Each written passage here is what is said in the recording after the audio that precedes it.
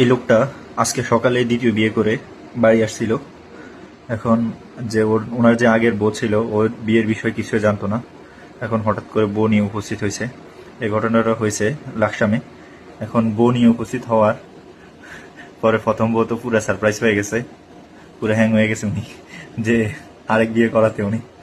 এখন ওই যে গরু ছাগল বাঁধার জন্য মানে খেতে যে বাঁধার জন্য ইট বা ইয়েগুলো দিয়া যে মুগুরগুলো বলে আর কি আমাদের ইয়ের ভাষায়, বা লাঠি দিয়া যে ইয়েগুলো গরুর ইয়েগুলো গাঁতে আর কি, মাটির মধ্যে যেগুলো গাঁতে, ওইগুলো দিয়ে ওর মাথার পিছনে বাড়ি দিছে।